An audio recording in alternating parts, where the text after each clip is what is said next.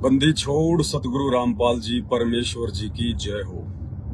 सत्साई भाई और बहनों, दया परमपिता परमेश्वर सारी सृष्टि के रचनहार सतगुरु रामपाल जी भगवान की, जिनके आशीर्वाद से लगातार हम सत्सेवक भाई बहन साथ संगतियों के माध्यम से ज्ञान चर्चा के लिए एक दूसरे के साथ में रूबरू हो रहे हैं।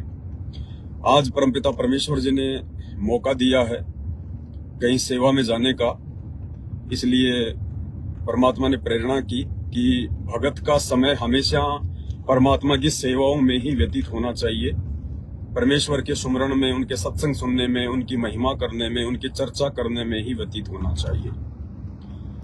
तो दास ने सोचा भाई चलते चलते फालतू में बैठे रहेंगे गाड़ी में, इससे अच्छा है ज्ञान आधार से कुछ चर्चा कर ली जाइए जो सभी भाई बहनों के काम की है।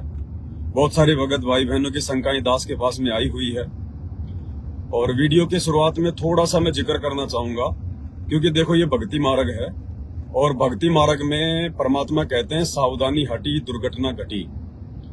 जरा सी भी नादानी सभी के लिए भारी पड़ जाती है।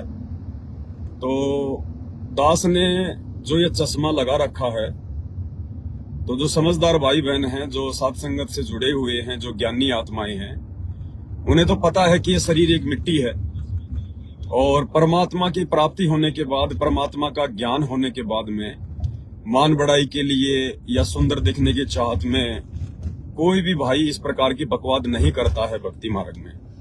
और यदि कोई करता है तो वो नादान है, अभी अज्ञान है, उसको पूर्णतया तत्व ज्ञान नहीं है। दास ने चश्मा इसलिए लगाया है क्योंकि अभी गाड़ी में चल रहे हैं और दास लाइव आ रहा है, तो ध्यान जो नजर है वो सामने रहती है शीशे पर, सामने धूप होने की वजह से फिर थोड़ा भारी भारी सिर हो जाता है। इसलिए दास ने आंखों के प्रोटेक्शन के लिए ये चश्मा लगाया है, बाकी अन्य कोई रीजन, कोई कारण नहीं है। इसलिए अन्य कोई भी सत्सेवक भाई बहन देखा देखी ना करे बिल्कुल भी कि पवन दास तो चश्मा लगाने लग गया, लो हम भी लगा लेते हैं। ऐसा बिल्कुल नहीं है। हमने ज्ञान को आधार बनाकर ही चलना है। ये चीजें केवल सेफ्टी के लिए हैं, धूल मिट्टी से आंखों के बचाव के लिए हैं, धूप से बचाव के लिए हैं। तो आज का शंखा समाधान हम शुरू करें, क्योंकि भाई और बहनों हमने हर प्रकार की बातों को लेकर चर्चा करनी पड़ेगी। हमने ऐसा कोई भी माइनस पॉइंट नहीं छोड़ना है जिससे कि काल हमारे को ठगे, हमारी भक्ति में किसी भी प्रकार से कोई त्रुटि रह जाए।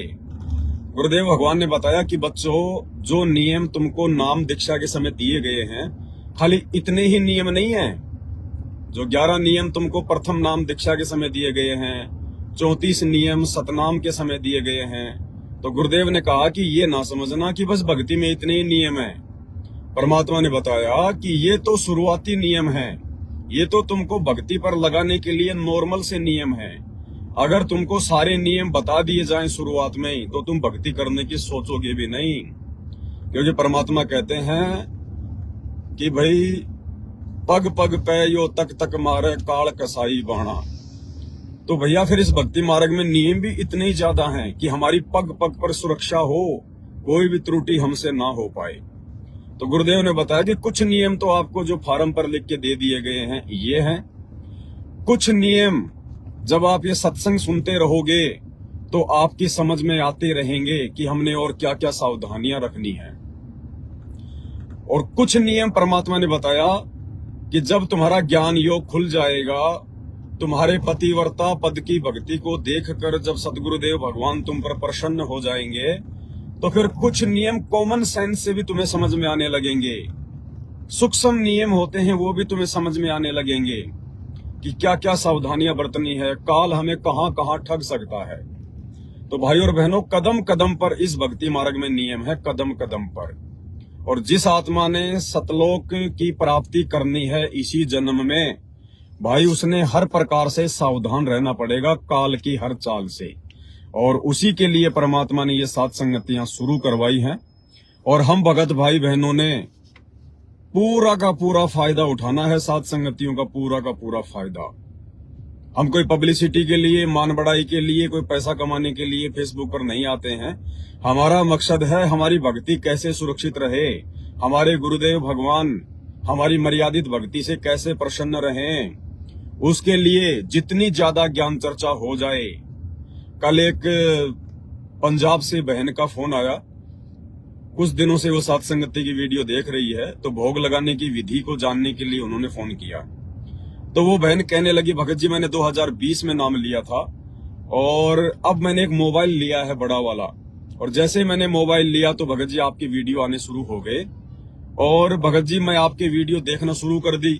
मेरे को महीना भर हो गया आपके वीडियो देखते हुए। भगत जी आप जो बातें बताते हो गुरु जी के ज्ञान आधार से, भगत जी इन बातों की तो उन आश्रमों में कोई चर्चा भी नहीं होती है। चर्चा भी वो तो एक ही बात बोलते हैं कि बैठ के सत्संग सुन लो, बैठ के सत्संग सुन लो। बोले भगत जी सत्संग हम कितनी देर सुन सकते हैं? 1 घंटा सुन सकते हैं, 2 घंटा सुन सकते हैं। और अगर सत्संग यदि हमने सुन भी लिए तो भगत जी हम तो अभी नए हैं, बालक हैं भक्ति मार्ग में, हमें तो गुरु जी के उन संकेतों को समझने में बड़ी दिक्कत आएगी। तो एक सत्संग में गुरु जी कह रहे थे कि बच्चों सत्संग सुनने के बाद में तुम्हें जो समय दिया जाता है आश्रम में, वो इसलिए दिया जाता है कि सत्संग के बाद में आपस में तुम जो है वो मंडली बना के बैठ जाओ, और जो पुराने भगत हैं उनसे तुम सवाल करो परमात्मा के ज्ञान के विषय में। तुम्हें कोई शंका है तो उसके विषय में तुम सवाल जवाब करो। इससे तुम्हारा ज्ञान आधार मजबूत होगा और तुम कभी भी मर्यादा नहीं तोड़ पाओगे। लेकिन भगत जी वहां तो शंका समाधान नाम की कोई चीज ही नहीं है। अगर कोई पूछ भी लेता है तो उसको ये कहते हैं कि ज्यादा ज्ञानी बन रहा है क्या, सत्संग सुन ले बैठ के, सत्संग सुन ले बैठ के। बोला भगत जी मैंने तो उसके बाद में उन नामदान केंद्रों पर और आश्रमों में जाना ही छोड़ दिया बिल्कुल भी। उसके बाद में मैंने कुछ एक भगत भाई बहनों के पास में आपकी वीडियो भेजी, तो उन्होंने मुझे कहा कि आपका तो नाम खंड हो गया, तुम तो पवन दास की वीडियो देखने लग गई। तो भगत जी मैंने तो उनको एक ही जवाब दिया कि भैया मेरे नाम की चिंता मत करो, आप अपने नाम को संभाल के रखो, और मैं तो जब गुरुजी आएंगे हिसार जेल से उसके बाद ही मैं उन आश्रमों में जाऊंगी जहां मेरे गुरुजी आएंगे। तब तक भैया मैं तो साथ संगत वालों की तरह अपने गुरुदेव के जहमल की महिमा करूंगी, गुरुदेव को भोग लगाऊंगी, अपने घर बैठ के मैं सत्संग सुनूंगी। उन आश्रमों में कौन सा गुरुजी लाइव सत्संग कर रहे हैं?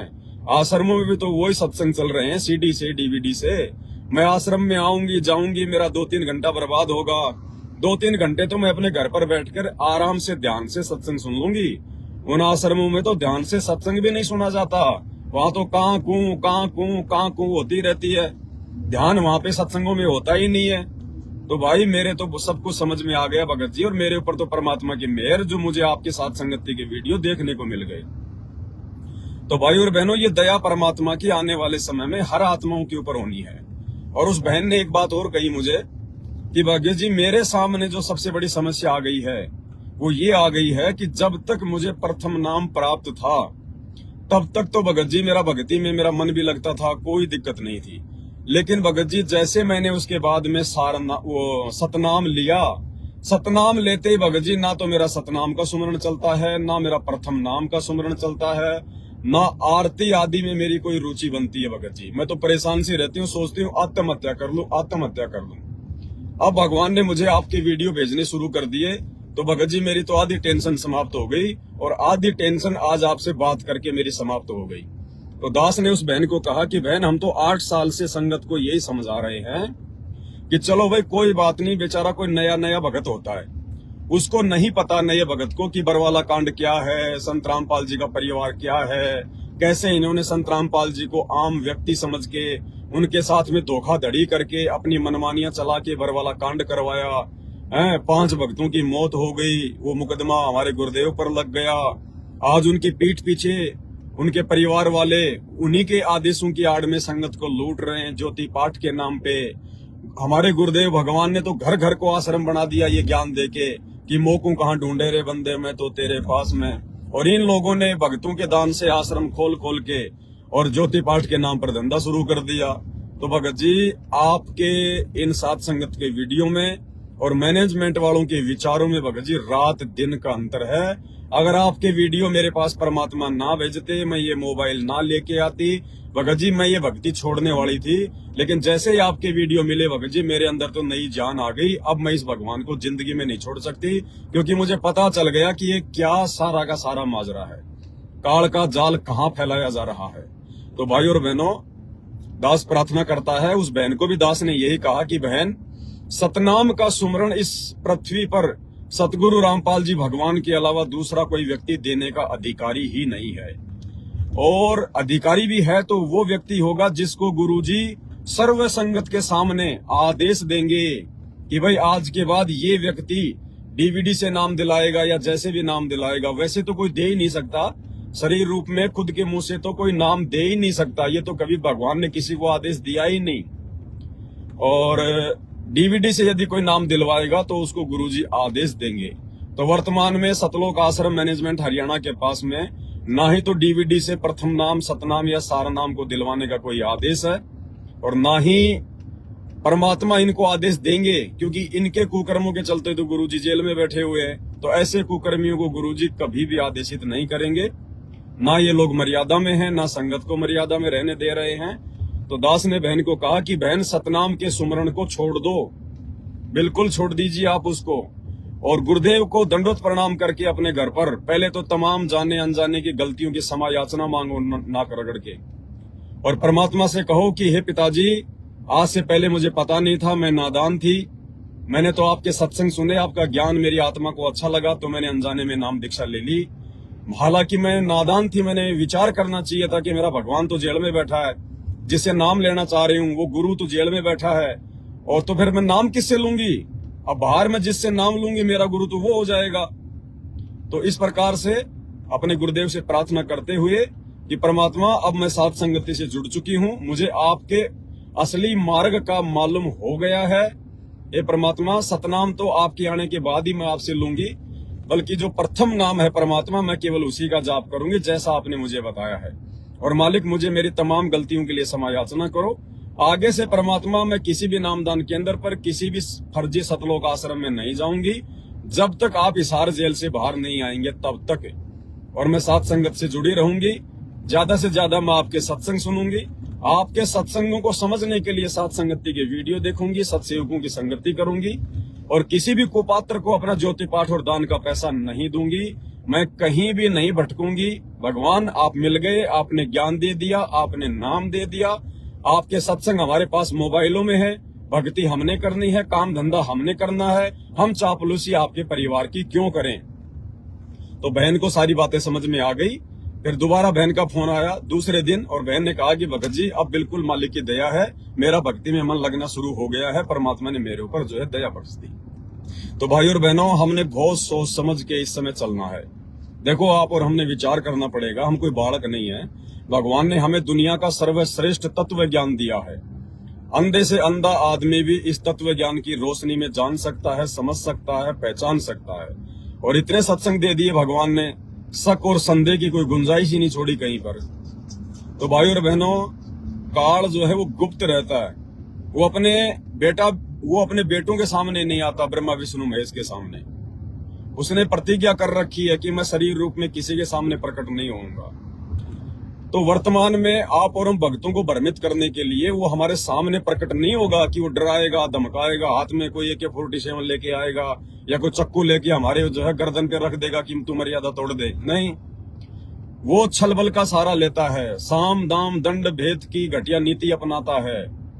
वो ये देखता है कि ये आत्मा कहाँ विश्वास करती है, इसकी कमजोर नस क्या है। जैसे दो पहलवान आपस में लड़ते हैं तो पहले वो जानने का प्रयास करते हैं कि इसकी कमजोर नस क्या है, कौन सा दाव लगाऊं जिससे मैं इसको नीचे गिरा सकता हूं।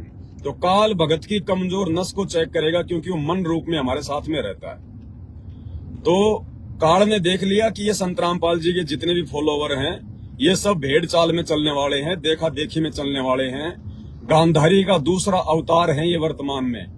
और इनको यदि भ्रमित करना है तो विश्वास में लेकर किया जा सकता है। तो काल ने देखा कि ये तो संत रामपाल जी के मर्यादा तोड़ चुके उस परिवार के ऊपर आंख बंद करके विश्वास कर रहे हैं। इन्होंने संत रामपाल जी से सत्संग जरूर सुने हैं, लेकिन ये संत रामपाल जी के सत्संगों पर नहीं चलते, उनकी वाणियों पर नहीं चलते, उनके आदेश पर नहीं चलते। इनको तो जैसा संत रामपाल जी के बेटा बेटी भाई बंधु रिश्तेदार या कोऑर्डिनेटर लोग बोल देते हैं, ये तो उसी को अपना गुरुजी मान के और उनकी बातों पर आंख बंद करके विश्वास कर रहे हैं। तो काल ने सबसे पहले उन कोऑर्डिनेटरों को अपने वश में किया, उनकी मर्यादा तोड़वाई, फिर अपनी कुप्रेरणा से संगत को उल्टे सीधे आदेश पारित जो है करवाने शुरू कर दिए। अब संगत तो पहले से ही नादान थी, गांधारी बन के बैठी हुई थी। जैसा उनके परिवार ने कहा जैसा उन्होंने कोई पीला पर्चा निकाल दिया, कोई लेटर निकाल दिया, आज वकीलों की मिलाई पर गुरुजी ने ये कहा है। आपने देखा है वकील को मिलते हुए गुरुजी से? आपने सुना है कि भाई हमारे गुरुजी ने वकील को जो है वो क्या कहा है? लेकिन हमने मान लिया कि आज वकीलों की मिलाई पर गुरुजी ने वकीलों के माध्यम से ये आदेश दिया है। आज गुरुजी की बेटी मिलके आई थी, गुरुजी ने ये आदेश दिया है। तुमने देखा है गुरुजी को बेटी को मिलते हुए, गुरुजी को आदेश देते हुए? इसी को कहते हैं अंध भक्ति। अरे आंख बंद करके विश्वास हमने केवल अपने गुरुजी के वचनों पर करना है। गुरुजी के मुख कमल से बोले गए और हमारे द्वारा आंखों से देखे गए उन सत्संग रूपी वचनों पर करना है। किसी दूसरे भगत पर आंख बंद करके विश्वास नहीं करना। गुरुजी के किसी बेटा बेटी पे आंख बंद करके विश्वास नहीं करना। वो भी जीव हैं, काल प्रेरित हैं, कभी भी भ्रमित हो सकते हैं, और वो तो हुए बैठे हैं भाई। तो इस प्रकार से भाई और बहनों, हमने अब क्योंकि अब आगे किसी भी प्रकार की संत रामपाल जी के भक्ति मार्ग में मर्यादा तोड़कर भक्ति करने की कोई गुंजाइश नहीं है। परमात्मा ने जितना सहारा देना था, जितना मौका देना था, हमारी जितनी गलतियों को माफ करना था, भगवान ने 30 साल तक बहुत कर दिया।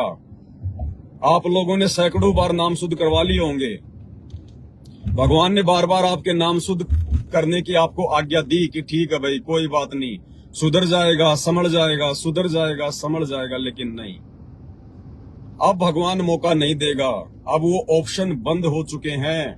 वैसे तो नाम शुद्धिकरण का भक्ति मार्ग में कोई ऑप्शन होता ही नहीं है, कोई ऑप्शन नहीं होता है। ये तो परमात्मा ने हमारी मानसिक स्थिति को देखते हुए कि ये नादान बच्चे हैं, इन्होंने कभी ये तत्व ज्ञान ना कभी सुना ना कभी देखा, एकदम से समाज से विपरीत नहीं हो पाएंगे, कोई भी इनको अटपट करके भ्रमित कर देगा तो मर्यादा इनकी टूटेगी।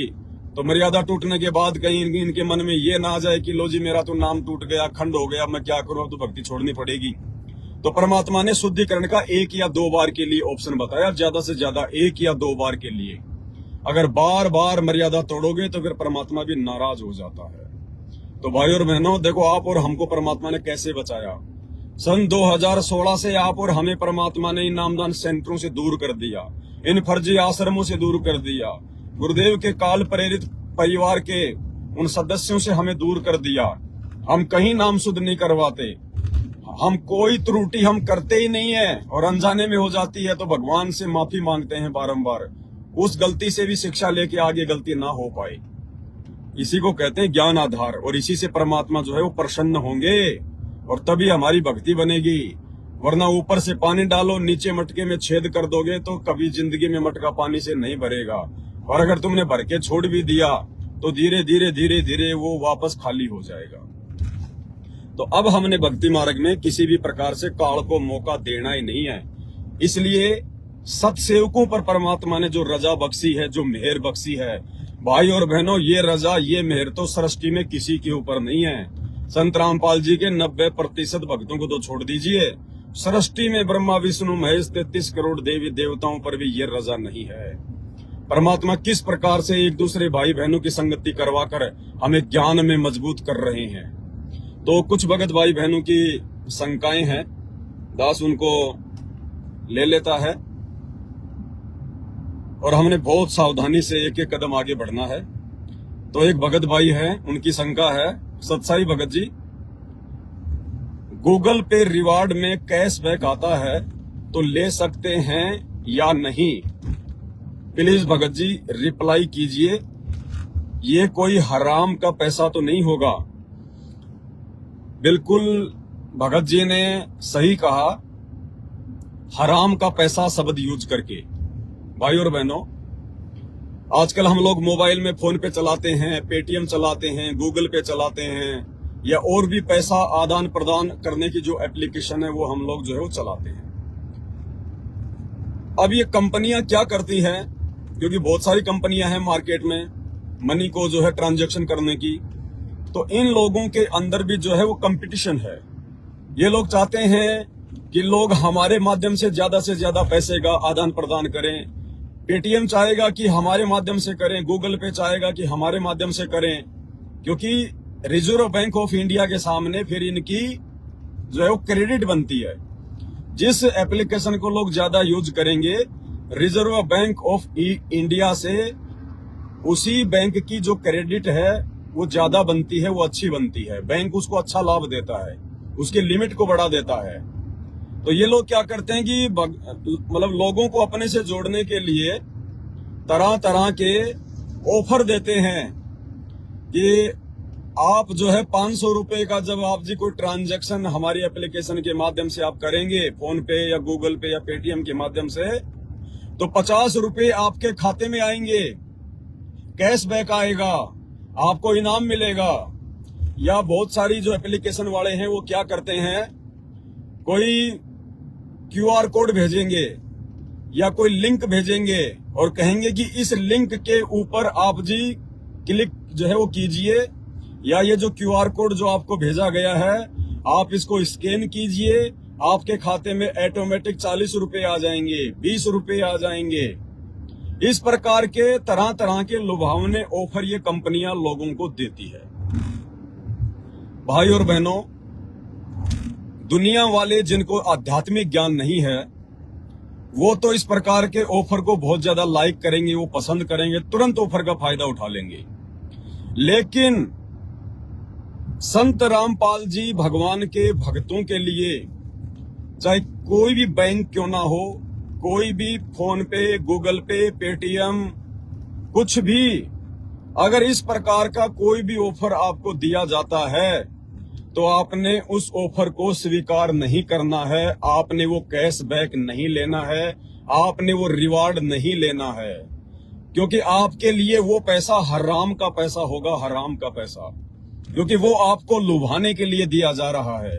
अब वो कंपनी वाले वो पैसा आपको कहां से देंगे, वो तो खुद आपसे कमा रहे हैं, वो खुद थोड़ा ना कोई वो कमा के कोई पलदारी करके कोई मजदूरी करके आपको देंगे, वो दे ही नहीं सकते। लाखों लोग उनसे जुड़े हुए हैं, वो लाखों लोगों को थोड़ा ना देंगे इस प्रकार से, वो तो खुद हमारे से कमा रहे हैं। तो ये पैसा आता कहां से है उनके पास में, जो हमें दिया जाता है इस प्रकार के लुभावने ऑफर के माध्यम से।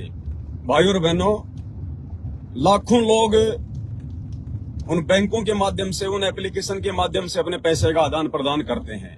पैसा उनके पास में जो है वो स्टॉक रहता है। अब वो क्या करेंगे, जितना स्टॉक पैसा उनके पास में होता है उस पैसे को वो लोग जो मतलब ब्याज पे देते हैं, वो लोग दूसरे कामों में लगाते हैं, दूसरे बड़े बड़े लोगों को देकर उनसे वो लोग ब्याज लेते हैं फिर मोटा।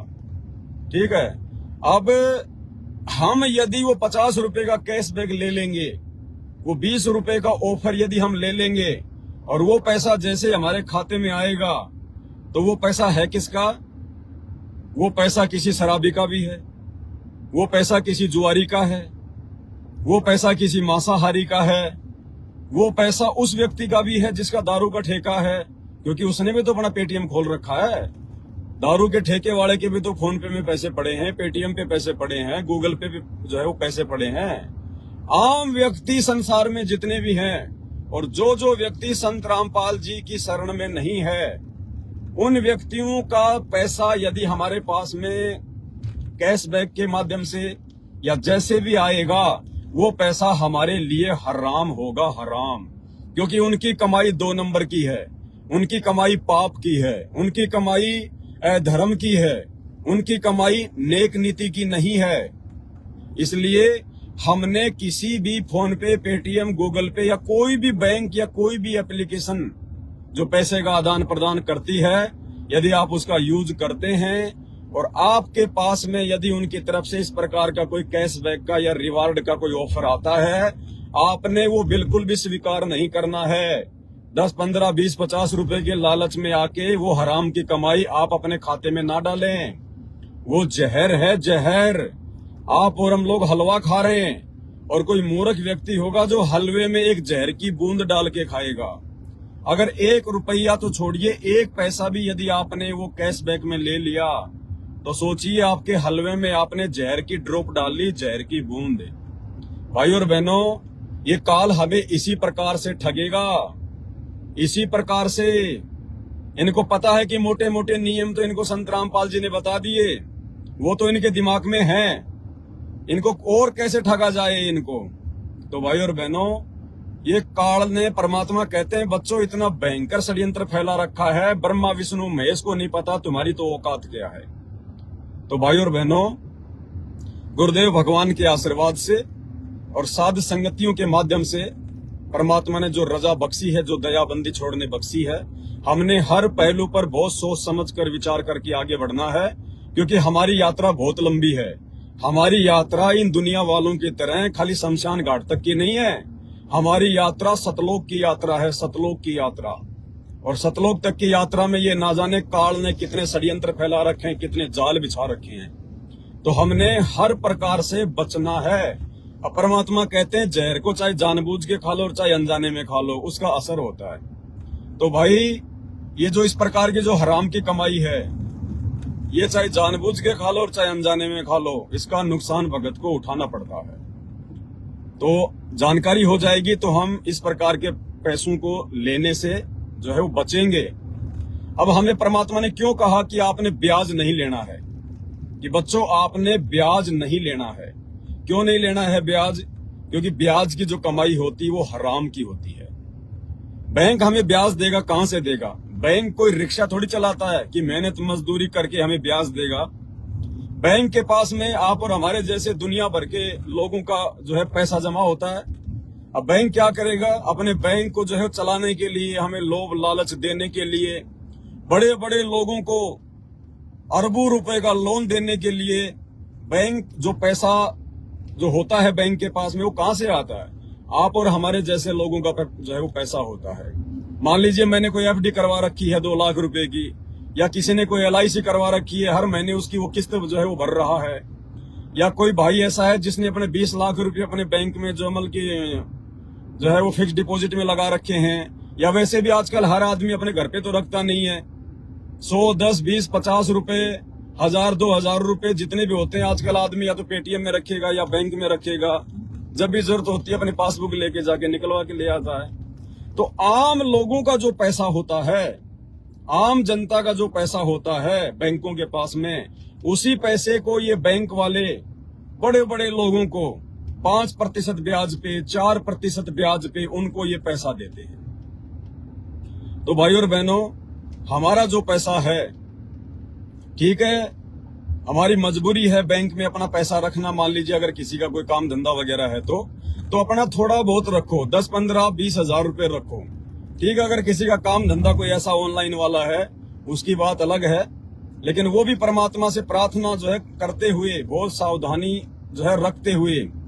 अन्यथा हमारा वो जो पैसा हमने जो बैंक में जो डाल रखा है, क्योंकि देखो अब हमने FD तो बिल्कुल नहीं करवानी, LIC भी हमने बिल्कुल नहीं भरनी है। अगर किसी ने LIC अपनी वो जो है करवा रखी है, और अब यदि आपको संत रामपाल जी से नाम मिल गया, ये ज्ञान मिल गया, तो आपने अपनी LIC को जो है खत्म करवा देना है। आप तोड़वा दो अपनी उसको LIC को। आप ये मत देखो कि मेरी FD को 4 साल हो गए, मुझे बैंक पूरा पैसा नहीं देगा या मुझे उसका फायदा नहीं मिलेगा। मत लो वो फायदा नहीं, वो हराम की कमाई है, वो ब्याज है, वो बड़े बड़े लोगों की जो 2 नंबर की कमाई है, उस कमाई से आपको बैंक वो जो है ब्याज देगा आपको। मतलब वो जहर है आपके लिए। भले आप अपनी FD तोड़वा रहे हो, LIC तोड़वा रहे हो, आपको 1000 रुपए का घाटा है, 5000 रुपए का घाटा है, खा लो। कम से कम वो जहर खाने से अच्छा 10,000 रुपए का घाटा खा लो, 5000 रुपए का घाटा खा लो, 1000 रुपए का घाटा खा लो, उसमें हमारा फायदा है। लेकिन वो दूसरों का हराम का पैसा यदि आपने ले लिया 1 रुपया भी, उसमें हमारे को लाखों करोड़ों के बराबर नुकसान है। तो जो भी सत्सेवक भाई बहन है, वैसे तो सभी ने अपनी FD LIC वगैरह जो है वो तुड़वा ली है। जैसे ही लोगों ने शंका समाधान की पुस्तक को पढ़ा, शंका समाधान के वीडियो देखे, तो लोगों ने अपना पैसा बैंकों से निकला लिया है। और वैसे भी भाई और बहनों, आपको पता है परिस्थितियां कितनी खराब चल रही हैं, युग परिवर्तन का समय है, देश में अराजकता का माहौल पैदा हो रहा है, राजनीतिक अस्थिरता दिन ब दिन बढ़ती जा रही है। ये 2000 के चुनाव होंगे या नहीं होंगे, कोई भरोसा नहीं है। 99% तो ये चुनाव नहीं होंगे, क्योंकि परिस्थितियां बिगड़ेंगी, राष्ट्रपति शासन लगेगा, इमरजेंसी लगेगी, और हो गए तो हो जाने दो, हमें कोई फर्क नहीं पड़ता। कहने का मतलब है हमें कोई लेना देना नहीं है। ना हम वोट डालते हैं और ना हम किसी भी अयोग्य उम्मीदवार को वोट देकर देश की कमान हम उसके हाथ में देते हैं। हमारी कमान अब हमारे गुरुदेव भगवान सच्ची सरकार के हाथ में है। जिसने चाहिए भाई जिसको लगता है कि मेरा काम तो जो है कि प्रधानमंत्री से चलेगा या राष्ट्रपति से चलेगा, तो भाई वो अपनी सरकार चुनो, हमें कोई लेना देना नहीं है उनसे।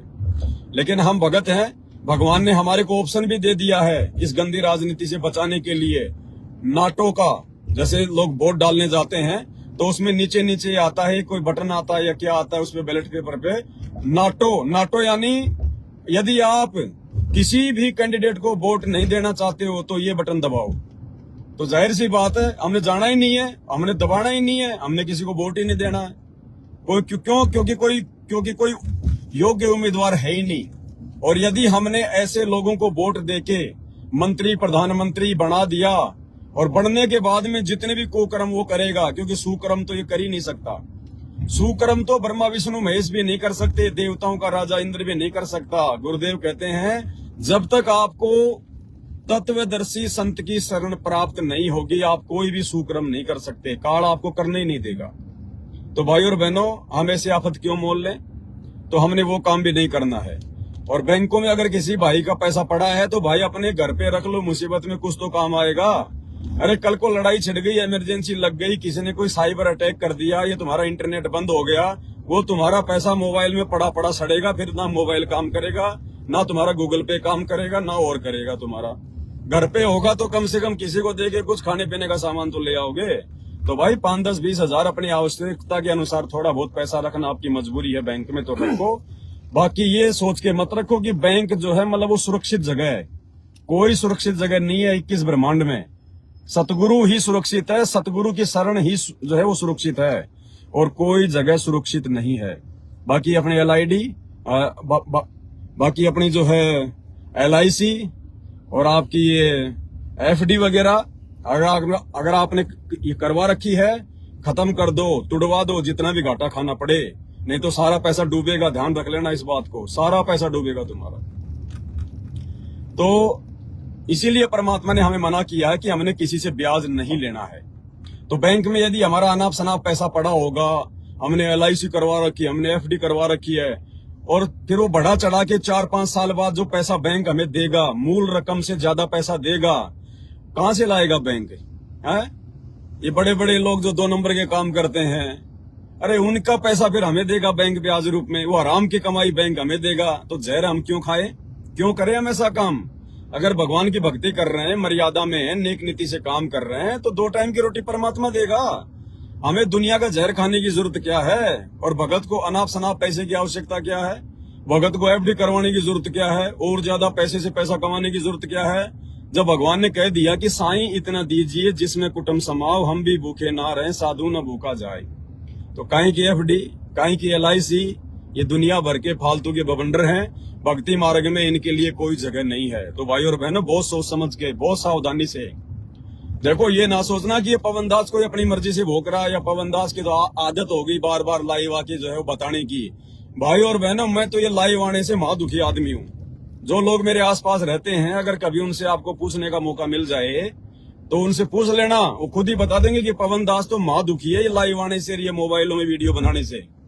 लेकिन भैया वर्तमान में एक हमारी जिम्मेदारी बन जाती है कि हमारा बाप अज्ञान और पाखंड से लड़ता हुआ जेल में जाके बैठ गया, और बाहर यदि हमारे भाई बहनों को उसी अज्ञान और पाखंड में यदि कोई धकेलेगा, तो भाई उन भाई बहनों को ज्ञान आधार से समझाना हम भक्तों की एक जिम्मेदारी है, कर्तव्य है, हमारा शिष्य धर्म है गुरुदेव के प्रति। हम केवल अपने शिष्य धर्म का निर्वाह कर रहे हैं। बाकी भैया दास को अच्छे से पता है, ना तो मेरी भक्ति से आप पार हो सकते, ना आपकी भक्ति से मैं पार हो सकता, और ना इस मार्ग में ईसाइयों की तरह आपस में एक दूसरे के लिए प्रेयर करना, प्रार्थना करना, इन ड्रामेबाजियों की कोई जगह नहीं है। मैं खाना खाऊंगा तो मेरा पेट भरेगा, आप खाओगे तो आपका पेट भरेगा।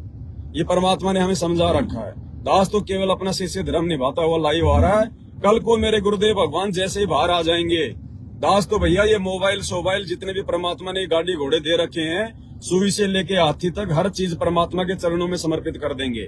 उसके बाद आगे मालिक की मौज, परमात्मा सेवा देगा या बैठ के अपनी भक्ति करने को कहेगा। बस दास तो फिर गुरुदेव के आदेश पे चलेगा। चलने को तो आज भी मालिक के आदेश पर ही चल रहे हैं, लेकिन कहने का मतलब है दास कोई पब्लिसिटी या दिखावे के लिए नहीं आता है। भाई जितने समय मैं आपको समझाऊंगा, 1 घंटा 2 घंटा 5-5 घंटे हम लाइव आते हैं, दिन रात वीडियो बना रहे हैं, 8 साल से 9 साल से लगे हुए हैं। अरे इतने समय यदि मैं मेरी भक्ति करूंगा, मंत्र करूंगा, सुमरण करूंगा, सत्संग सुनूंगा तो मुझे कितना फायदा होगा। तो भाई इसलिए दास वर्तमान में इन विपरीत परिस्थितियों में अपने गुरुदेव भगवान का आदेश को फॉलो करते हुए, अपना शिष्य धर्म निभाते हुए आप भाई बहनों के सामने लाइव आता है। वरना भैया पवन दास को कोई शौक नहीं है, बिल्कुल भी 1% भी। वो अंतर्यामी भगवान जानता है अंदर की बात। कोई ये सोचे कि भाई पवन दास बस खाली अपने मुंह से बोल रहा है, नहीं भैया। परमात्मा के आने के बाद आप जी देख लेना, अगर भगवान कहेगा कि बेटा इसी सेवा को जारी रखिए तो बहुत अच्छी सेवा बेटा, भाई बहनों को समझाना ज्ञान आधार से, तो दास इस सेवा में इसी प्रकार से कंटिन्यू रहेगा। अन्यथा भाई और बहनों आप पवन दास की मोबाइल पे शकल भी नहीं देखोगे, शकल भी।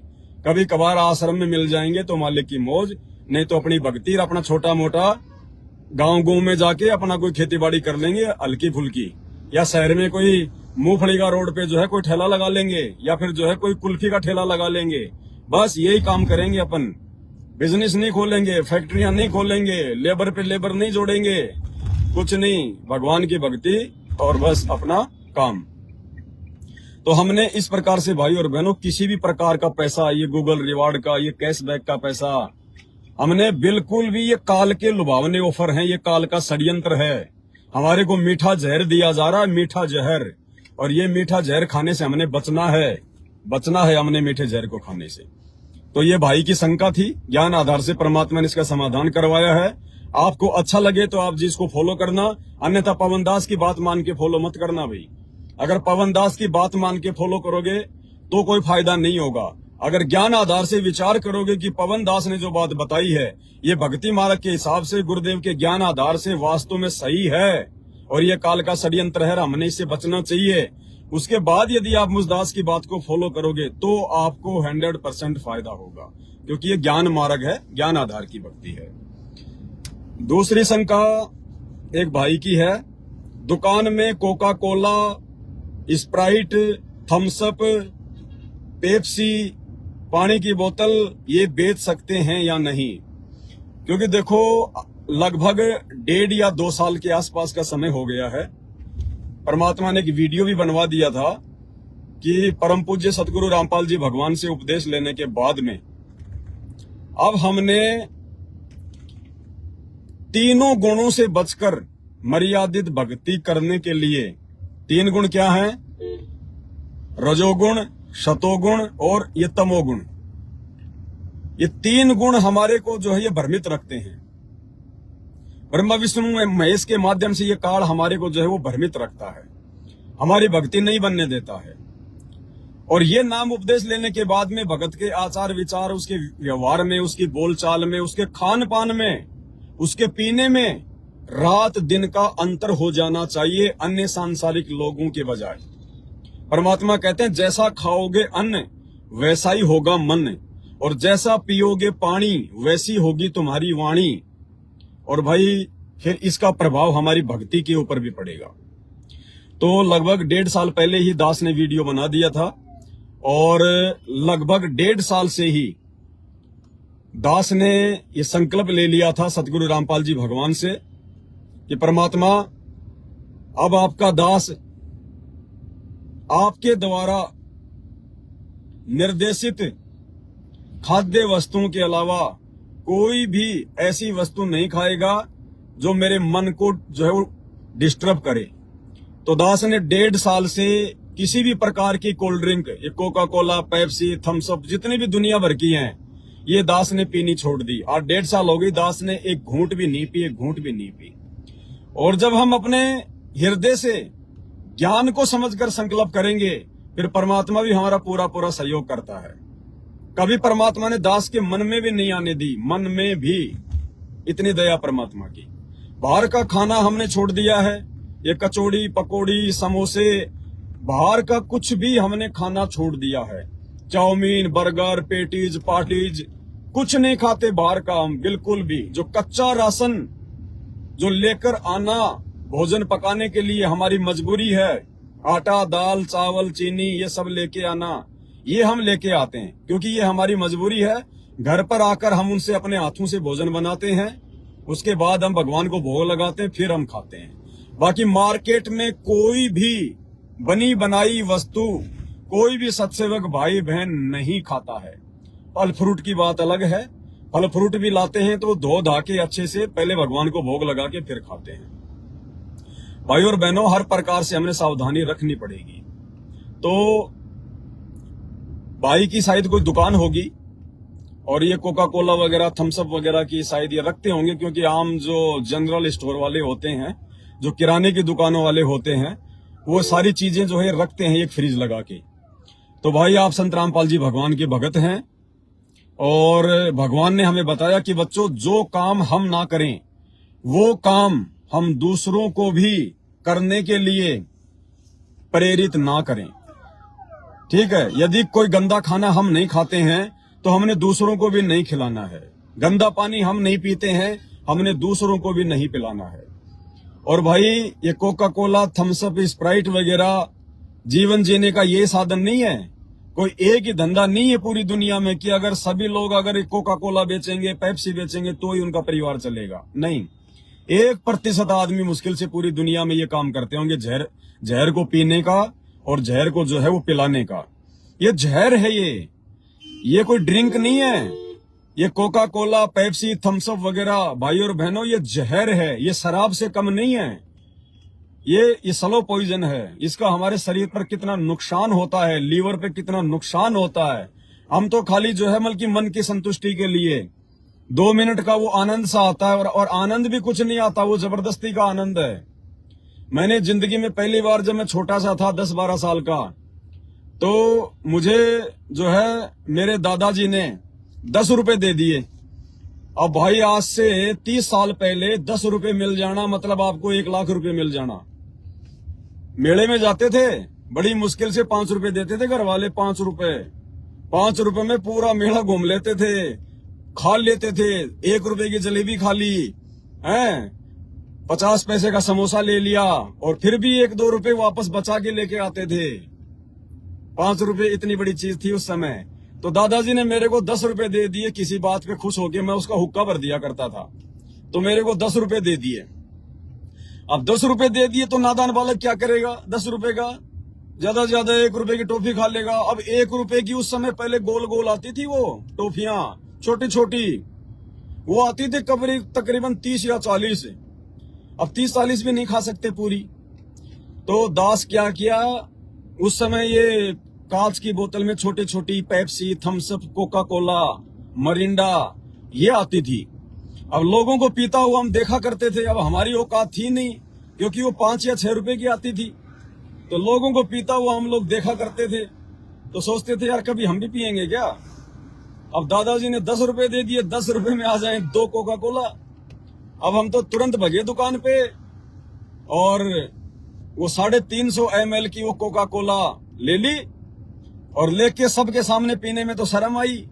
दुकान के पीछे जाके और उसका ढक्कन खुलवा के, ढक्कन खोलते उसमें धुआं निकली, और दुकान के पीछे बैठ के जहां पे लोग जो मतलब पेशाब किया करते थे, वहां बैठ के आराम से, और हमने जिंदगी में पहली बार वो कोका कोला पी।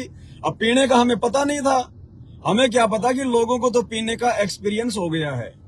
कई तो पूरा मुंह को लगा के एक बार में पी जाते थे। तो हमने सोचा कि ऐसे पीनी होती है कि जैसे हम लोग पानी पीते हैं, और जिंदगी में पहली बार पी रहे थे, और हमने उसका ढक्कन खोल के मुंह के लगा के गटागट वो आधी पी बड़ी मुश्किल से, क्योंकि अंदर वो जो है वो जलन हो गई, पहली बार पी रहे थे। और भाई जैसे हमने आधी बोतल पी, और आधी बोतल पीने के बाद में जो हमारा हाल हुआ, डकारें आने लगी, नाक के अंदर से पानी आने लगा, धुआं आने लगा। हमने सोचा भाई ये कोई क्या चीज है ये, अरे कोई पेप्सी की जगह कोई और चीज थोड़ी दे दी उसने हमारे को। भाई हमारी तो हालत खराब हो गई, आंखों से पानी, नाक से धुआं, मुंह से डकार आने लगी, क्योंकि पीना था वो थोड़ा थोड़ा, और हमने पी लिया वो पूरा, वो आधी बोतल लोगों की देखा देखी। तो भाई और बहनों, अब 1 गिलास पानी यदि कोई बालक पी ले तो कोई नुकसान नहीं देता, कोई मुंह से धुआं नहीं आता, मतलब जो है वो आंखों से जो है कोई आंसू नहीं आते। क्यों? क्योंकि वो शुद्ध चीज है। अब ये पेप्सी बताओ, 1 घूंट लेते हैं तो कितनी अंदर से डकार आएगी, नाकों से धुआं आएगा, आंखों से पानी आएगा। ये क्या है? ये बाहर क्यों आ रहा है वो सिस्टम? क्योंकि हमारा लीवर, हमारा शरीर उस चीज को जो है स्वीकार नहीं कर रहा है। वो आपको संकेत कर रहा है, वो आपका शरीर आपको संकेत कर रहा है कि बस भैया इससे ज्यादा नहीं, इससे ज्यादा नहीं। दास आपको एक बात बताता है। देखो, परमात्मा की जो विज्ञान है ये दुनिया की सर्वश्रेष्ठ विज्ञान है।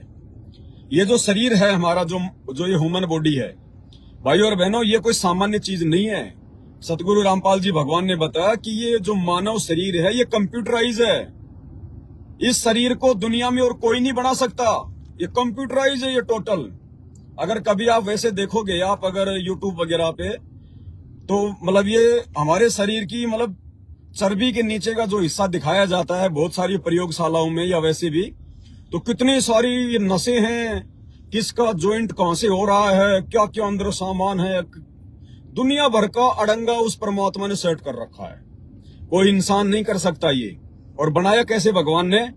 देखो उसकी टेक्निक। एक रोबोट बनाने के लिए इंसान कितनी बड़ी फैक्ट्री लगाता है, कितनी मशीनें लेके आता है, कितनी लेबर काम करती हैं। और भगवान ने माता पिता के सहयोग से, 2 पानी की बूंद से, भगवान ने ना कोई कैंची ली, ना कोई हथौड़ा लिया, ना कोई फैक्ट्री लगाई, ना कोई लाइट का खर्चा, ना कोई मटेरियल का खर्चा। माता पिता की सहयोग से 2 बूंद संपर्क में आते ही रज और जो है बीरज के संयोग से, और माँ के पेट में परमात्मा ने 9 महीने में ये कंप्यूटर सेट कर दिया। तो ये कंप्यूटराइज है। बहुत सारे मतलब सेंस जो है वो काम करते हैं। हमें आभास हो जाता है कि कहाँ क्या होने वाला, कहाँ क्या होने वाला है। भगवान ने कैसे हमारी आंखें बना दी, कैसे ये जो है कान बना दिए, मुंह बना दी, जीभ बना दी, कैसे हम एक दूसरे की बातों को मतलब के समझ रहे हैं, कैसे हम उनका जवाब दे रहे हैं। सांप हमारे नजदीक आएगा तो ये कंप्यूटर, ये दिमाग हमारे को तुरंत जो है मतलब अलर्ट कर देगा कि सावधान, ये सांप है, खा जाएगा। तुरंत हम पीछे हट जाएंगे। और अगर गाय या भैंस आ गई तो ये जो कंप्यूटर में जो ऑटोमेटिक सिस्टम है ये हमें कहेगा कि कोई दिक्कत नहीं है, ये तुझे नुकसान नहीं पहुंचाएगी। मतलब इतनी सारी सेंस, इतने सारे मतलब एंटीना इसके अंदर, ये इंसान के बस की बात नहीं है। कोई बना ही नहीं सकता इस भगवान के अलावा, सतगुरु रामपाल जी के अलावा। तो भाई और बहनों, इस शरीर की एक खासियत है, परमात्मा ने जो है इसके अंदर मतलब सेट कर रखा है। जैसे ही हम लोग खाना खाते हैं, अब खाना खाएंगे, हमें क्या पता, हमारा तो पेट भरेगा तब हम लोग छोड़ते हैं खाना खाने को कि बस अब मेरा पेट भर गया। लेकिन नहीं, आपके इस शरीर को कितने भोजन की आवश्यकता है, परमात्मा ने इसके अंदर इस कंप्यूटर में एक जो है वो सिस्टम सेट कर रखा है। जब आप खाना खाएंगे आराम से, नीचे बैठकर तसल्ली से, क्योंकि खाना जो है वो खड़ा होके जो है नहीं खाया जाता है। ये भगवान ने हमारे को ऐसा शरीर दिया है, इस शरीर में हमारे को बैठ के खाना खाना होता है। उसके बाद ये जो खाना होता है आसानी से अंदर जाता है और अपना जो है वो काम करता है। लेकिन हम लोग जो खड़ा होके खाना खाने लग गए, खड़े होके सारे काम करने लग गए, तो लोगों का सिस्टम बिगड़ गया। अब क्या है, जैसे हम लोग खाना खाएंगे सुबह का, दोपहर का या शाम का, इस शरीर को जितने खाने की आवश्यकता होगी, यानी जितना भोजन इस बॉडी को मिल चुका होगा, भाई और बहनों ध्यान देना, हमारे अंदर से जो मतलब डकार आएगी, सबसे पहले एक डकार आएगी। ये कंप्यूटर हमारे को जो मतलब की नोटिफिकेशन भेजेगा, एक डकार आएगी। वो डकार का मतलब है कि मुझे जितना भोजन मुझे चाहिए था उतना भोजन मुझे मिल चुका है। आप प्लीज इससे ज्यादा भोजन मेरे अंदर ना भेजें, वरना वो वेस्टेज होगा, आपको भी दिक्कत होगी। वो पहला नोटिफिकेशन होता है, वो परमात्मा की तरफ से सेट किया गया है। अगर कोई समझदार व्यक्ति होता है जिसको इस बात का मालूम है, वो तो उसी समय खाना खाना छोड़ देगा कि भैया जितनी बॉडी को जरूरत थी, क्योंकि परमात्मा कहते ना कि खाने के लिए नहीं जिया जाता, जीने के लिए खाया जाता है। कई लोग तो खाने के लिए जी रहे हैं, अरे यार बड़ी मुश्किल से आज मौका लगा है, उसमें लड्डू जलेबी बनवाए भाई, चलो ढंग से खा के आएंगे, कल सुबह खाना ना खाना पड़े। परमात्मा ने कहा कि वो काफिर जो अनभावत खाई, काफिर के अंग में परमात्मा ने बताया कि वो ढेड है, वो नीच है, वो काफिर है जो आवश्यकता से ज्यादा भोजन खाता है। और परमात्मा कहते हैं जिसको अपनी भक्ति सफल करनी होती है, उसके लिए मालिक ने बताया, प्रथम अंजल संयम राखे, पाछे योग युगत गुरु वाखे। मालिक कहते हैं अगर आपको भक्ति करनी है सही प्रकार से, तो आपने खाने को लेके बहुत ज्यादा संयमित होना पड़ेगा। तो पहला नोटिफिकेशन आ जाता है उस परमात्मा की तरफ से जो उसने इस कंप्यूटर में सेट कर रखा है। आपको डकार आ जाएगी और जैसे ही आपको डकार आई, आपका शरीर कह रहा है कि भैया मुझे जितनी आवश्यकता थी मुझे मिल गया, अब आगे आपकी मर्जी। फिर भी हम लोग ध्यान नहीं देते क्योंकि मन बड़ा पापी है। टेस्ट आ रहा है, स्वाद आ रहा है, तो मन क्या करेगा, खाता रहेगा। फिर दूसरी डकार आएगी, फिर भी हम ध्यान नहीं देते। फिर तीसरी डकार आएगी। 3 बार हमारे को परमात्मा नोटिफिकेशन भेजता है, 3 बार।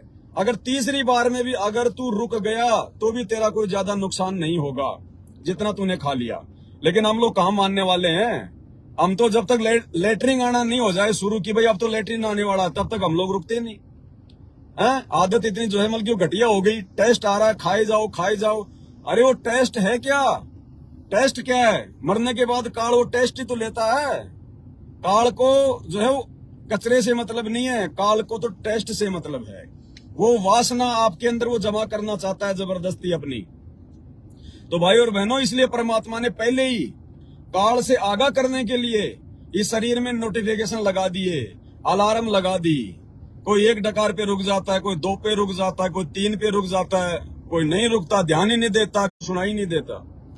तो ये भी हमने ध्यान रखना है क्योंकि पहले तो विज्ञान नहीं थी।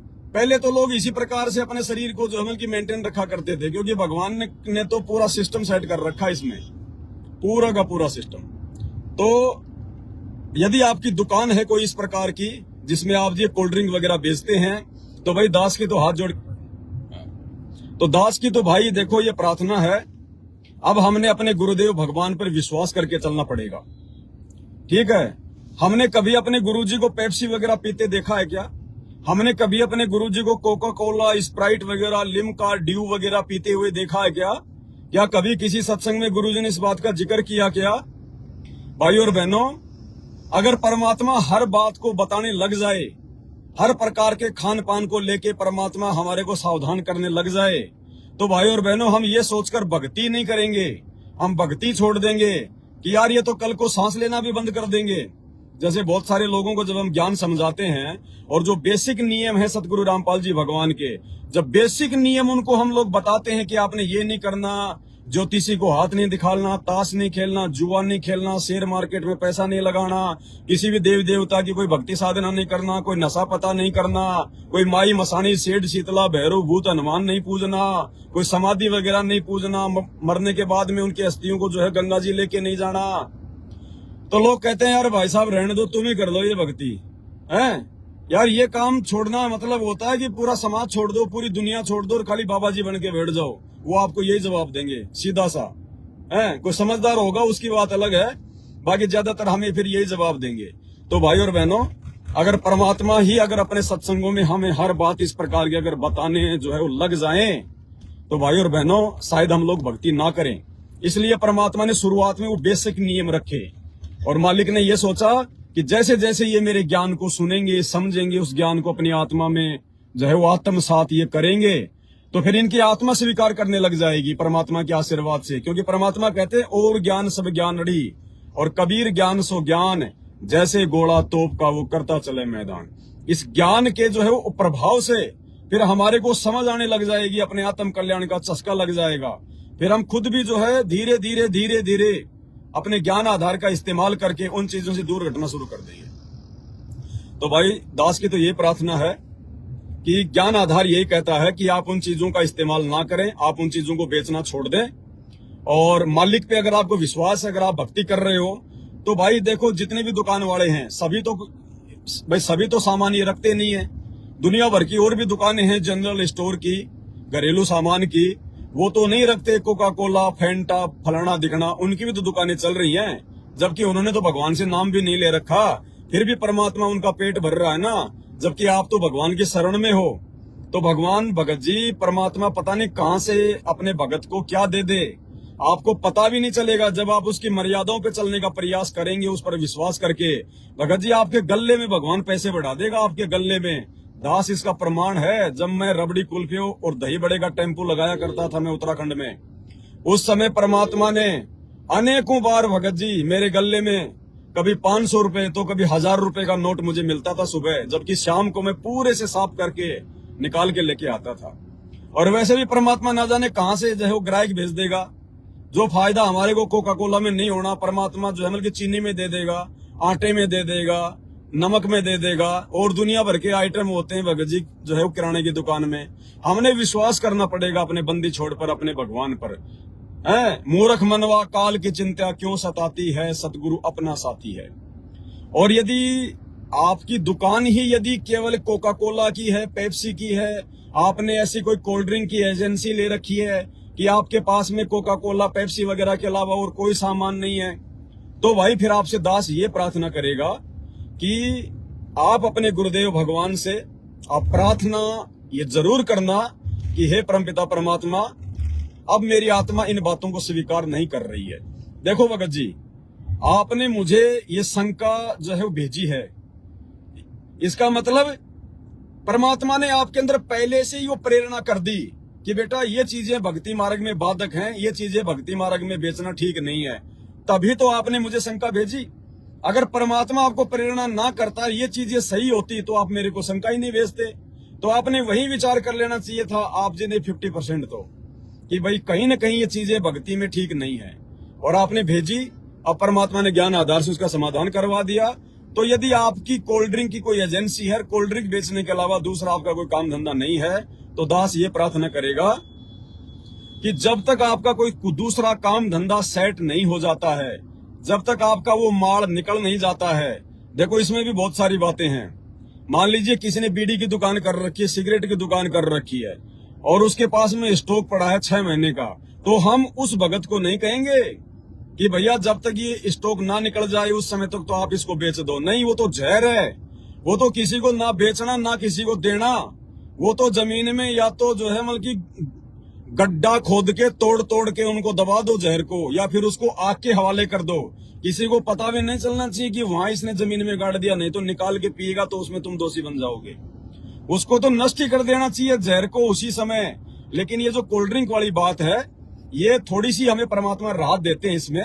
अगर आपके पास में साल 6 महीने का कोई स्टॉक है, 2-4 महीने का कोई स्टॉक है, या फिर इसी सीजन का स्टॉक है, या फिर आप अपने किसी और मित्र को जिसकी कोल्ड ड्रिंक की एजेंसी है उनको आप जी दे सकते हैं सस्ते मंदे में, जैसे भी करके 1000-1500 का जो है वो घाटा खा के आप इस बीमारी को निकाल दो भगत जी, आप इस स्लो पॉइजन को निकाल दो भगत जी।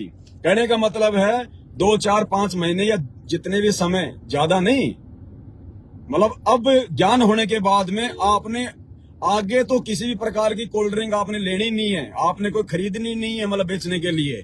ऑलरेडी जो रखी हुई है उसको आप जी जो है मतलब सस्ते मंदे में निकालने का जो है वो प्रयास करो, महीना 2 महीना या फिर ये वाला सीजन। और साथ में गुरुदेव भगवान से प्रार्थना करते रहो कि परमात्मा दास को इस बीमारी से बाहर करो। ए बंदी छोड़, आप समर्थ हो परमात्मा। आप इस सृष्टि में चींटी को कण और हाथी को जो है मण देकर उसका पेट भर रहे हो, जबकि वो तो कोई काम धंधा भी नहीं करते, वो तो कोई बिजनेस भी नहीं करते, वो आपकी शरण में भी नहीं है। और भगवान मैं तो आपका जो है कि बच्चा हूं, मैं तो आपका जो है भगत हूं। भगवान आपको तो मेरी विशेष चिंता है। वो पार्टी पगड़ा भैया जागी जिया जून, सब काऊ को देत है वो चोट समान न चून। तो अपने गुरुदेव भगवान पर हमने इस प्रकार से विश्वास जो है वो करके भगत जी इस बीमारी को धीरे धीरे समाप्त करो। और जब हम उस परमात्मा के लिए कोई त्याग करेंगे, हम कोई परित्याग जो है वो करेंगे, ऐसा कोई काम हम अपनी भक्ति मर्यादाओं को बचाने के लिए करेंगे, फिर गुरुदेव भगवान हमसे जो है बहुत ज्यादा वो प्रसन्न होते हैं। और परमात्मा इससे भी अच्छा धंधा दे देगा, इससे भी अच्छा धंधा। हो सकता है परमात्मा थोड़े दिन आप जी की परीक्षा ले कि देखता हूं, देखे ये मतलब इस भगत के अंदर क्या विचार आते हैं। मैं इसको जल्दी से कोई दूसरा काम धंधा नहीं देता हूं तो इसके मन में क्या विचार आएगा कि परमात्मा ने मेरा ये काम भी ले लिया और मेरे को दूसरा काम भी नहीं दिया। भाई भले परमात्मा 2 साल आपको दूसरा काम ना दे, आपको अपने घर पे बैठना पड़े या और कोई मेहनत का छोटा मोटा काम आपको करना पड़े, काम धंधे में कोई शर्म नहीं है भगत जी, छोटा बड़ा कोई शर्म नहीं है। आप उसको परमात्मा का प्रसाद मान के अपना स्वीकार कीजिए भगत जी। जहां हम पहले 100 रुपए कमा रहे थे, अब हम वहां पे 50 रुपए कमा लेंगे, लेकिन अपनी मर्यादाओं को नहीं तोड़ेंगे, परमात्मा को नाराज नहीं करेंगे। हमारा साथी हमारा गुरु है, हमारा गुरु भगवान है। परमात्मा अपने भगत को कभी भी नीचे नहीं गिरने देता, निराश नहीं होने देता। टूटने से पहले परमात्मा अपने भगत को संभाल लेता है किसी भी जो है वो कारण से। तो ये दूसरी शंका थी भगत भाई की। उम्मीद करता हूं परमात्मा ने ज्ञान आधार से समाधान करवाया होगा। आपको अगर ये उचित लगे ज्ञान आधार से तो आप इसको स्वीकार कीजिए भगत जी, अन्यथा मुझ पवन दास की जुबान मात्र से मतलब सुनने के कारण आपने इन चीजों को बंद नहीं करना है। आपको अगर अंदर से लगता है कि मेरे गुरु भाई ने जो बात बताई है ज्ञान आधार से बिल्कुल सही है, हमें ऐसा ही करना चाहिए, जब तक हम इन गंदगी से दूर नहीं हटेंगे और अन्य जो दुनिया वाले जो ये गंदगी खा रहे हैं पी रहे हैं अज्ञानता में, जब तक हम उनका सहयोग करना नहीं छोड़ेंगे उनको पिला पिला के तब तक कैसे ये समाज में जो है ये सुधार होगा। हमारे बाप दादा कौन सा स्प्राइट पीते थे भगत जी, कौन सा पेप्सी पीते थे, सुबह उठते दूध दही छाछ राबड़ी पीते थे और 6.5 फुट की हाइट थी और जब 90 साल के हो जाते थे उनके बाल नहीं उड़ते थे। और आज देखो देखो पूरा ये मतलब ये क्रिकेट का स्टेडियम बन रहा है। क्यों? क्योंकि मैंने तो 10 साल की उम्र से पेप्सी पीना शुरू कर दिया था, अभी आपने सुना। तो यही होगा और क्या होगा। अगर मैं भी अगर बचपन से दूध दही छाछ राबड़ी पीता तो मेरे भी आज भगत जी यहाँ पे बाल होते लंबे लंबे। खैर हमें बालों की कोई आवश्यकता नहीं है, वो तो मालिक की मौज है। दास तो आपको बता रहा है ये बातें। तो भाई और बहनों, हम फिलहाल किसी टोल टैक्स पे हैं, नेटवर्क थोड़े से डाउन आ रहे हैं, तो थोड़े नेटवर्क अच्छे आ जाएं निकलने के बाद में फिर तीसरी शंका लेंगे हम किसी भगत भाई की, क्योंकि फिर हमारी संध्या आरती का टाइम भी हो जाएगा भाई और बहनों, क्योंकि 6:15 हो गए, 6:30 बजे के आसपास हम संध्या आरती भी करेंगे फिर, तो 15-20 मिनट हम और लाइव आएंगे।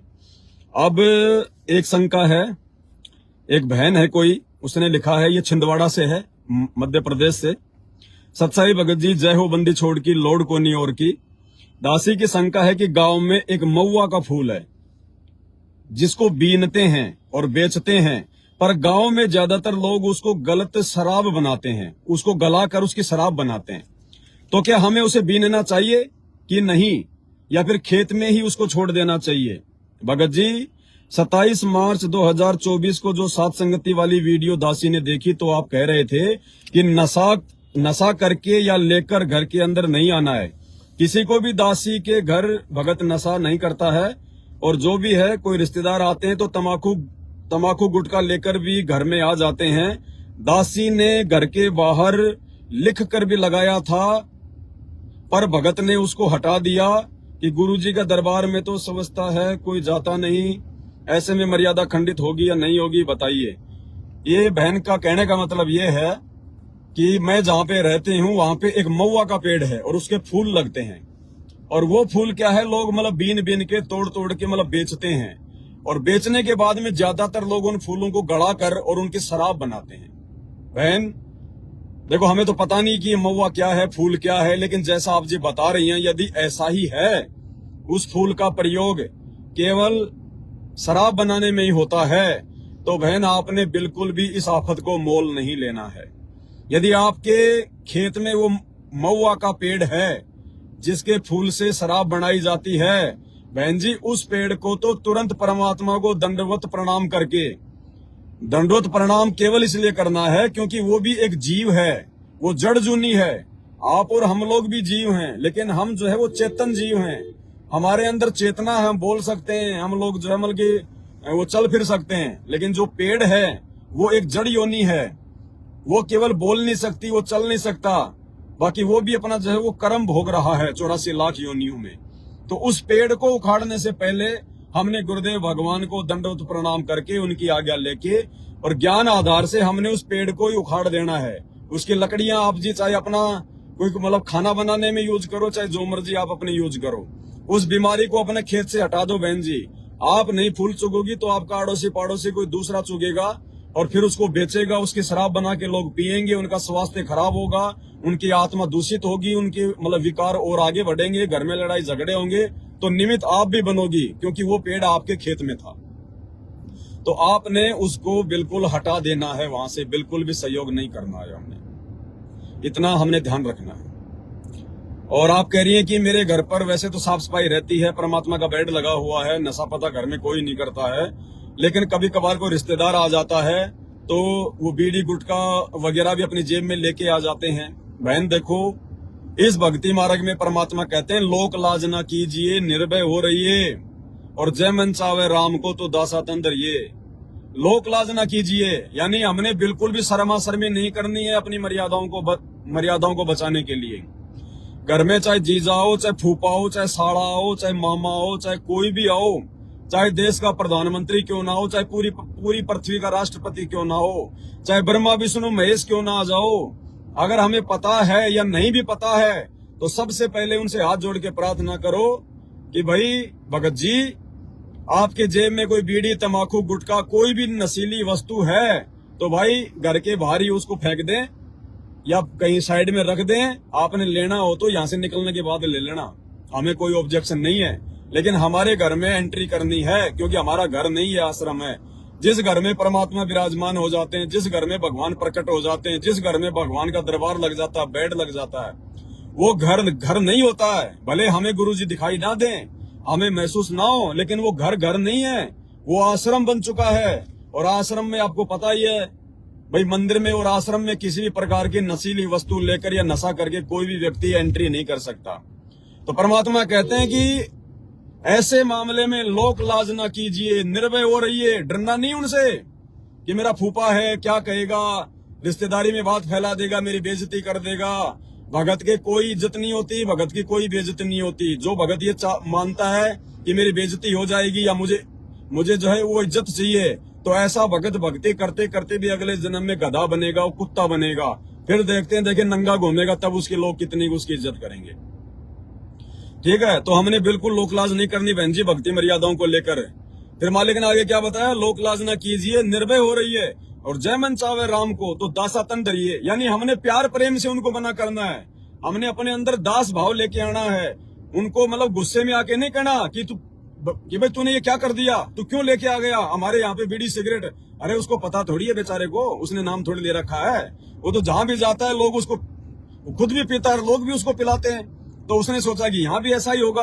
अब आपने नाम दीक्षा ले ली तो उसको थोड़ी पता है बेचारे को। तो हमने कोई मजमल के आवेश में नहीं आना है, गुस्सा नहीं करना है, धमकाना नहीं है, नाराज नहीं होना है। ठीक है, हमने समझाना उसको कि भगत जी देखो, आपको पता ही, हमने तो संत रामपाल जी भगवान से नाम ले लिया और हमारे तो भक्ति मर्यादा जो है वो कैसी है, हमने तो भाई पार होना है इस गंदे लोग से। और ये तो विकार है, ये तो एक आम आदमी को भी नहीं करनी चाहिए, ये तो बुराइयां हैं। शरीर खराब होता है। आज तो तुम खा रहे हो पी रहे हो, आज तो तुम्हारा जो मतलब कि जवान खून है, युवा शरीर है, आज तो तुम जहर भी खा लोगे तो हो सकता है तुम बच जाओ।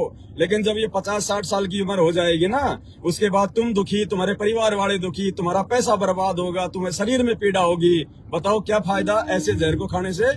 तो भाई देखो, हमारे घर में तो देखो बिल्कुल भी ये चीजें अलाउ नहीं है।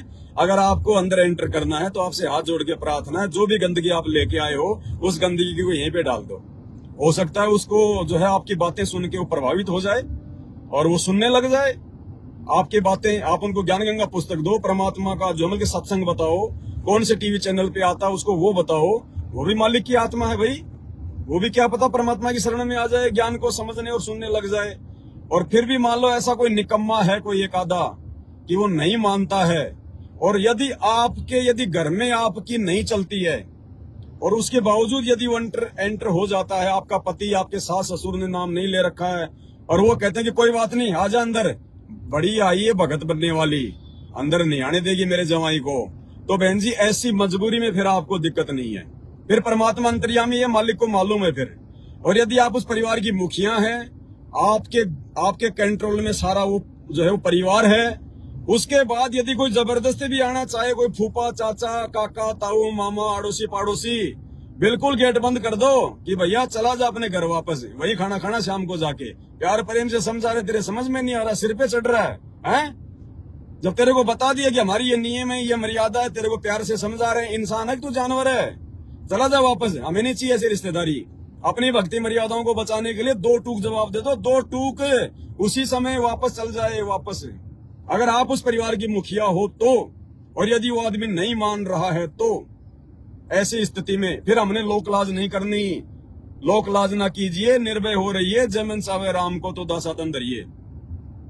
और यदि आप लोकलाज में आ गई तो फिर परमात्मा कहते हैं कि भैया कुलकर्णी के कारणे, यानी वही लोकलाज, कुलकर्णी यानी लोगों के दबाव में आकर, लोगों के ज्यादा जो हमल की प्रेशर देने से या फिर भय से, तो परमात्मा कहते हैं लोक लाज के कारण ये हंसा गया बिगो। ये हंसा यानी ये भगत, ये जीव आत्मा, ये बर्बाद हो गई, दूषित हो गई, मर्यादा तोड़ दी। लोक लाज के कारण, कुल करने के कारण हंसा गया बिगोए। अरे फिर ये कुल के कर लेगा जब तू 4 पाया का होए। आज तो तूने दबाव में आके मर्यादा तोड़ दी, लोकलाज में आके दबाव में तूने मर्यादा तोड़ दी, भाई बंधुओं के दबाव में आके मर्यादा तोड़ दी, हिम्मत नहीं कर पा रहा है। और भैया मर्यादा तोड़ दी तो भगवान का विधान टूट गया, मोक्ष होगा नहीं, फिर किसी जन्म में 84 लाख योनियों में जाएगा, गधा कुत्ता बनेगा, तेरे 4 पैर लगेंगे, तू 4 पाया का हो जाएगा, फिर तू कुरड़ियों पे घूमेगा छलांग मारता हुआ नंगा संगा। कहते हैं उस समय तेरे वो भाई बंधु रिश्तेदार जिनके दबाव में आके तूने भक्ति छोड़ दी, मर्यादा तोड़ दी, अब उस समय तुझे कौन जो है वो जींस पहनाएगा, कौन तेरे लिए जो है वो टी शर्ट लेके आएगा नाइक की, रिबोक की, कि हमारे दादाजी तो गधे बन के नंगे घूम रहे, हमारी तो इज्जत ही खराब हो गई गांव में। तो हमने इन सब चीजों को समझना है। ये 4 दिन की यारी दोस्ती रिश्तेदारी है, ये रिश्तेदार ना किसी के हुए ना किसी के हो सकते, हम आपस में ऋण संबंधी हैं। हम पिछले जन्म में कहाँ थे पता है किसी को? पिछले जन्म में कौन हमारा काका था, कौन मामा था, कौन साड़ी थी, कौन माँ थी, कौन बाप था, कौन बेटा बेटी थे, कौन पत्नी थी, और मरने के बाद में कौन क्या होगा हमें कुछ पता है नहीं। ये हमारे पिछले संस्कार हैं। तो परमात्मा कहते हैं एक लेवा एक देवा दूतम, कोई किसी का जो है पिता न पूतम, ऋण संबंध जुड़ा एक ठाठा, और अंत समय सब 12 बाटा। तो भाई और बहनों ये ऋण संबंधी हैं। अब हमने इन ऋण संबंधियों की बातों में आके अपने ऋण को और आगे नहीं बढ़ाना है, अपने मानव जन्म को आगे नहीं बढ़ाना है, यहीं पे हमने स्टॉप कर देना है। भक्ति मर्यादाओं के आगे किसी को नहीं मानेंगे, किसी के नहीं सुनेंगे, प्यार प्रेम से रहेंगे, आधीनी से रहेंगे, लड़ाई झगड़ा नहीं करेंगे, मारपीट नहीं करेंगे, किसी की निंदा चुगली नहीं करेंगे, किसी की जो अमल की बुराई नहीं करेंगे, लेकिन अपनी भक्ति मर्यादाओं को जो है बचाने के लिए हम किसी के आगे नहीं झुकेंगे, किसी के आगे नहीं जो है वो डरेंगे। इतना हमने ध्यान रखना है। तो शंकाएं तो और भी बहुत सारी हैं, लेकिन अब संध्या आरती का समय हो गया है, परमात्मा का विधान है। संध्या आरती का मतलब 2 समय का मिलन, क्योंकि दोपहर का समय जा चुका है, रात्रि का समय शुरू हो रहा है। जैसे ही मतलब संध्या होती है, सूरज जो है अस्त होता है, वो समय आरती का, संध्या आरती का उत्तम समय है। तीनों समय की आरती को परमात्मा ने जो है संध्या आरती बताया है। सुबह का जो नित्य नियम होता है हमारा, उसको भी परमात्मा ने जो है संध्या आरती बताया है। संध्या मतलब रात का समय गया, सुबह का समय शुरू हुआ, तो 5 बजे के आसपास का जो समय होता है, हल्का हल्का सा जो ये उजाला हो जाता है, वो 2 समय का मिलन है। वो रात का समय जा रहा है, सुबह का समय आ रहा है, वो 2 समय का मिलन है, जिसको कहते हैं मतलब संध्या काल। तो सुबह का नित्य नियम का वो जो है उत्तम समय है। और अब हम भगत भाई बहनों ने उत्तम समय पे ही आरतियां करनी शुरू जो है वो कर देनी चाहिए, क्योंकि समय खराब आ रहा है, भक्ति में अब त्रुटियां नहीं चलेगी। अब ऑप्शन नहीं चलेगा कि 12 बजे कर लेंगे, गुरुजी ने कह रखा है रात के 12 बजे तक कर लेंगे, दिन के 12 बजे तक कर लेंगे। भैया वो शुरुआत का था, या फिर विशेष परिस्थितियों में है, आपको कोई दिक्कत है ही नहीं, फिर भी 11 बजे आरती कर रहे तो अब नहीं चलेगा, उसका विशेष फायदा नहीं मिलेगा। इसी प्रकार जो दोपहर की आरती है असुर निकंदन रमैणी, उसको भी संध्या आरती कहते हैं, क्यों? और उसका समय भगवान ने बताया 12 से 2 बजे के बीच में, क्योंकि जैसे ही 12 से ऊपर बजे तो मतलब दिन का समय समाप्त और दोपहर का समय लागू हो जाता है, तो 2 समय का जो है वो मिलन होता है। तो अब हमने उस ऑप्शन का फायदा नहीं उठाना है कि गुरुजी ने कह रखा कि भाई सुबह की आरती 12 बजे तक कर सकते हैं, दोपहर की आरती 12 बजे तक कर सकते हैं, संध्या आरती रात के 12 बजे तक जो है कर सकते हैं। अरे शुरुआत में परमात्मा ने पता नहीं कैसे हम जो है पुचकार के भक्ति मार्ग पे लगाया है। अगर शुरू से गुरुजी अगर बिल्कुल टाइट हो जाते तो कोई भक्ति नहीं करता ये। तो भाई और बहनों, अब हमने ऑप्शन का फायदा नहीं उठाना है। अब हमने परमात्मा की विधिवत 3 आरतियां करनी है, अपना मंत्र, अपना सत्संग, अपना सुमरण जो भी है मालिक ने दे रखा है, विधिवत करना है, मर्यादा में रह के करना है, गुरुदेव को प्रसन्न करना है, क्योंकि हमने सतलोक जाना है। तो भाई और बहनों, संध्या आरती का समय हो चुका है, दास अपने शब्दों को विराम देता है, और अब हम भी जो है संध्या आरती जो है वो करेंगे मालिक के दया से, अपनी भक्ति बोध से, क्योंकि अब हम खड़े होके तो नहीं कर सकते, हमारी मजबूरी है इस गाड़ी में चलना। तो ऐसी स्थिति में भक्ति बोध लेके अपना बैठ के हम लोग अपनी आरती करें, और जब अपने घर पे हैं और हम स्वस्थ हैं, कोई दिक्कत नहीं, तो खड़े होके मालिक के सामने भक्ति बोध लेके हमने आरती करनी है। तो आज के लाइव में केवल इतना ही, फिर परमात्मा दया करेंगे, क्योंकि देखो भाई और बहनों, आप और हमारे पास में 18 अप्रैल 2024 तक का टाइम है, इसलिए दास ज्यादा से ज्यादा वीडियो बना रहा है, ज्यादा से ज्यादा लाइव आ रहा है, क्योंकि बाद में पता नहीं ये इंटरनेट खत्म हो जाए, आप और हमको एक दूसरे से मिलने का, लाइव आने का, बातचीत करने का, साथ संगति का मौका मिले ना मिले, हम परमात्मा के दोषी ना हो जाएं। इसलिए भाई और बहनों, दास मालिक के आशीर्वाद से दिन रात जो है इस सेवा के अंदर जो है वो लगा हुआ है। तो परमात्मा दया करें, आप भी इन चीजों का फायदा उठाओ, वरना भाई और बहनों हमारी मर्यादा टूटेंगी, कोई फायदा नहीं होगा, परमात्मा हमसे जो है वो नाराज होगा। तो दास की केवल इतनी विनती है, लाइव को हम यही समाप्त करते हैं, संध्या आरती भगवान की हम शुरू करते हैं।